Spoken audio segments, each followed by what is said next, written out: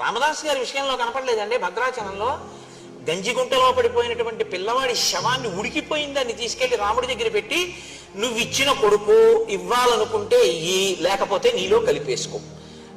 అంతరాలయంలో పెట్టి తలుపులేసి రామనామ భజన చేశాడు ఆయన. రఘురాముడు పిల్లవాడు పరిగెత్తుకుంటూ వచ్చి తండ్రి ఒళ్ళో పడుకున్నాడు. ఇవి ఇంతకన్నా ఏం నిజం కావాలి మీకు? ఈ మధ్యవాడే కదా రామదాస్ గారు. ఆయన వాడినటువంటి మంగళసూత్రంలో 3వ శతమానం కూడా మనం కళ్యాణంలో చూస్తున్నాంగా. ఉన్నాడు రాముడు, మీరు నన్ను నమ్మండి, రాముడు ఉన్నాడు. ఇప్పటికీ రాముడు తిరుగుతూనే ఉన్నాడు. మీరు నమ్మి ఉన్న చోట మీ వెంట రాముడు ఉన్నాడు. రాముడు లేకపోవడం లేదు. మీరు పడుకుంటే ఆయన మీ పడుకున్న చోట ఉన్న కుర్చీలో ఆయన కూర్చుని ఉంటాడు. మీరు తింటుంటే అప్పుడు ఆయన కూడా పక్కన ఒక విస్తరి వేసుకుని ఓ అరిటాకు పెట్టుకుని మీరు ఇంత అన్నం మహానైవేద్యం పెడితే అదే సమస్త షడ్రసోపేత భోజనంగా భావించి తిని సంతోషిస్తాడు. ఎక్కడ రాముణ్ణి నమ్మినవాడున్నాడో అక్కడే సీతారాములు కూడా ఉంటారు.